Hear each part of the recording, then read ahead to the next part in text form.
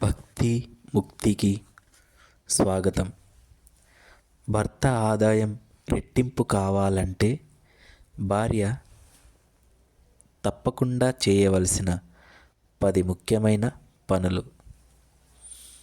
లక్ష్మీదేవి మీ ఇంట్లో పీట వేసుకొని కూర్చుంటుంది. ఏ భార్య అయితే ఈ పనులు తూచా తప్పకుండా పాటిస్తుందో వారి ఇంట్లో లక్ష్మీదేవి పీట వేసుకొని కూర్చుంటుంది అని తాళపత్రనిధి అనే గ్రంథంలో ఋషులు చెప్పారు.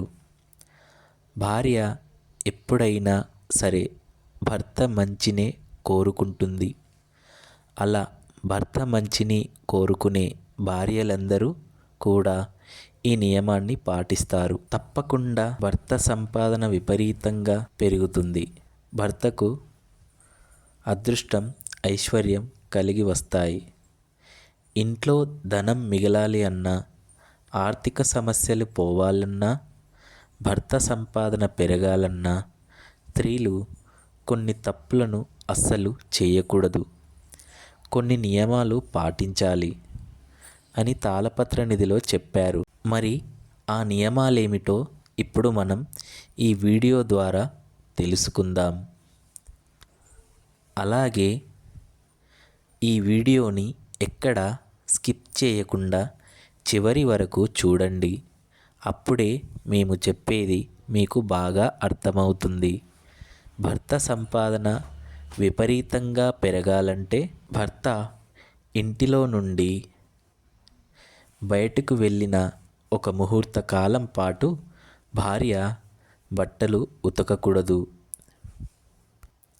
అంటే మీ భర్త ఇంట్లో నుండి ఆఫీస్కి కావచ్చు, లేదా వ్యాపార స్థలానికి కావచ్చు. అంటే మీ భర్త ఆఫీస్ పనికి వెళ్ళిన తర్వాత ఒక ముహూర్త కాలం పాటు బట్టలు ఉతకకూడదు. ముహూర్త కాలం అంటే 1 గంట పాటు కనుక భర్త బయటికి వెళ్ళిన గంట తర్వాత ఇంట్లో బట్టలు ఉతకాలి.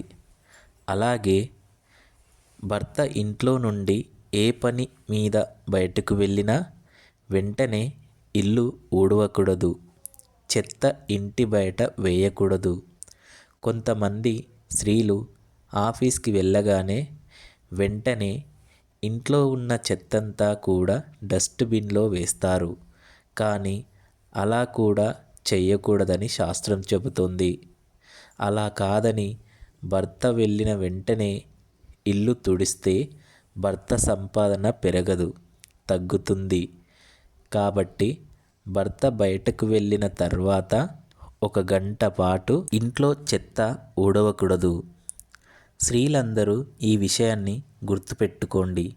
గంట తర్వాత ఇల్లు తుడుచుకోవచ్చు. అలాగే భర్త సంపాదన పెరగాలంటే భార్య ప్రతిరోజు ముఖానికి పసుపు రాసుకోవాలి, కాళ్ళకు కూడా పసుపు రాసుకోవాలి. ప్రతిరోజు కాకపోయినా కనీసం శుక్రవారమైనా పసుపు రాసుకోవాలి. పసుపు యాంటీబయాటిక్, ఎటువంటి క్రిములను దరిచేరనివ్వదు. ముఖానికి పసుపు రాసుకోవడం వలన మొటిమలు కూడా రాకుండా ఉంటాయి. ముఖం కాంతివంతంగా ఉంటుంది. అలాగే భర్త బాగుండాలంటే స్త్రీలు తప్పనిసరిగా పాపిట్లో కుంకుమను ధరించాలి. చాలామంది ఆడవారు కుంకుమ బొట్టును పెట్టుకుంటారు, కానీ పాపిట్లో కుంకుమ ధరించరు. కేవలం పెద్ద ముత్తైదువులు మాత్రమే పాకెట్లో కుంకుమను పెట్టుకోవాలి అనుకుంటారు. కానీ అలా అనుకోవడం తప్పు. పెళ్ళైన ప్రతి స్త్రీ కూడా పాపిట్లో కుంకుమను ధరించాలి. లక్ష్మీదేవి స్థానాలలో సుహాసినీల పాపిట కూడా ఒకటి కనుక స్త్రీలు ఖచ్చితంగా పాకెట్లో కుంకుమను ధరించాలి. అలాగే భర్త బాగుండాలంటే స్త్రీలు చేతికి తప్పనిసరిగా పచ్చరంగు గాజులు ధరించాలి.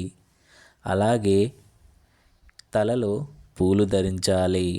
గులాబీ పువ్వులు, మల్లె పువ్వులు, చామంతి పువ్వులు ఇలా ఏదో ఒక పువ్వులు పెట్టుకోవాలి.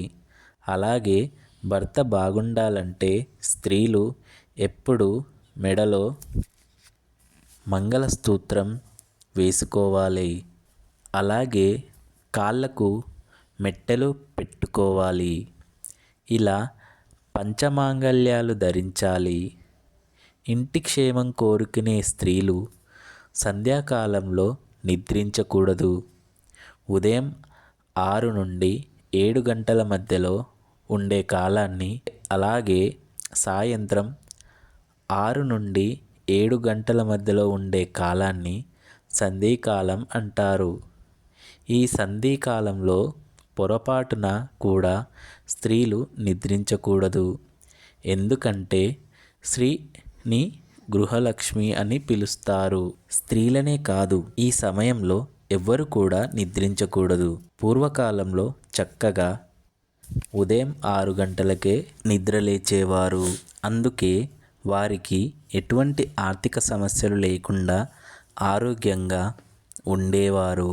కానీ ఈ రోజుల్లో రాత్రి 11 లేదా 12 గంటలకు పండుకొని ఉదయం 7 లేదా 8 గంటలకు నిద్రలేస్తున్నారు. దానివల్ల ఎక్కువ ఆర్థిక సమస్యలతో సతమతమైపోతున్నారు. తద్వారా లక్ష్మీదేవి అనుగ్రహాన్ని కోల్పోతున్నారు. ఇది పరమసత్యం. అలాగే భర్త సంపాదన పెరగాలంటే స్త్రీలు ప్రతిరోజు వంట చేసిన తర్వాత 2 మెతుకుల అన్నాన్ని తీసుకొని దానికి ఒక చుక్క నెయ్యి కలిపి అగ్నికి సమర్పించండి. ఇలా చేస్తే యజ్ఞేశ్వరుడు యొక్క పరిపూర్ణ అనుగ్రహంతో మీకు ఐశ్వర్యం లభిస్తుంది. కేవలం 2 మెతుకుల అన్నాన్ని సమర్పిస్తే లక్ష్మీదేవి ఎల్లవేళలా మీ ఇంట్లోనే ఉంటుంది. అదేవిధంగా భర్త మంగళవారం, శుక్రవారం, ఆదివారం రోజులలో క్షవరం చేయించుకోవడానికి వెళుతూ ఉంటే ఆ రోజుల్లో వెళ్ళకూడదు అని భార్య చెప్పాలి. ఎందుకంటే కొంతమంది పురుషులకు ఇది తెలియదు. స్త్రీలు అయితే ఆధ్యాత్మిక విషయాలను తెలుసుకుంటూ ఉంటారు. కనుక మీ భర్తకు ఈ విషయాన్ని చెప్పండి. అదేవిధంగా ఆదివారం, మంగళవారం, శుక్రవారం రోజులలో మీ భర్త తెలియక గోర్లు కత్తిరిస్తే ఆ రోజు గోర్లు కత్తిరించకూడదని చెప్పండి. భర్త ఒకసారి ధరించి విడిచిన బట్టలను మళ్ళీ ధరించకూడదు. అంటే విడిచిన బట్టలను మళ్ళీ ధరించకూడదు. అలా కాదని ధరిస్తే మాత్రం లక్ష్మీదేవి మీ ఇంటి నుండి వెళ్ళిపోతుంది. కనుక నీ భర్త విడిచిన బట్టలను సబ్బు లేకపోతే నీటిలో అయినా జాడించి పిండి ఎండలో ఆరవేసి ఆ తర్వాత మీ భర్తకు ఇవ్వండి. ఎన్ని పనులు ఉన్నా సరే శుక్రవారం రోజు ఉదయం సాయంత్రం 2 పూటల లక్ష్మీదేవిని ఆరాధించండి. చక్కగా దీపంలో ఆవు నెయ్యి లేదా నువ్వుల నూనె పోసి దీపారాధన చెయ్యండి. గులాబీ పువ్వులు, మందార పువ్వులు, తామర పువ్వులు, చామంతి పువ్వులు ఇలా మీకు దొరికిన పూలతో అమ్మవారికి ఆరాధించండి. ఎండు ఖర్జూరాలు అమ్మవారికి నివేదన చెయ్యండి. ఆ తర్వాత తప్పకుండా కనకధార స్తోత్రం, స్త్రీ సూక్తం చదవండి. ప్రతి శుక్రవారం మీరు కనకధార స్తోత్రం, స్త్రీ సూక్తం ప్రారంభించారంటే అతి కొద్ది కాలంలో మీ ఇంట్లోకి అష్టైశ్వర్యాలు, సకల సంపదలు వస్తాయి. ఇది పరమసత్యం. ఎవరైతే ప్రతి శుక్రవారం కనకధార స్తోత్రం చదువుతారో వారు కుబేరునితో సరిసమానంగా తులదూగుతారని, అంతటి సంపాదనలు పొందుతారని జగద్గురు ఆదిశంకరాచార్యులు వారు చెప్పారు.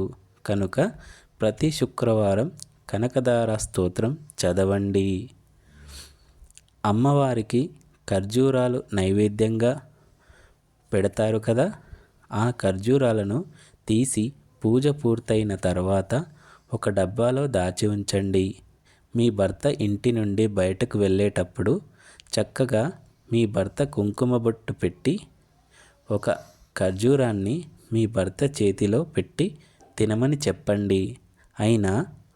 ఆయన తిన్న తర్వాత ఒక గ్లాసులో మంచినీళ్ళు ఇచ్చి చిరునవ్వు నవ్వుతూ క్షేమంగా వెళ్ళి లాభంగా రండి అని సాగనంపండి.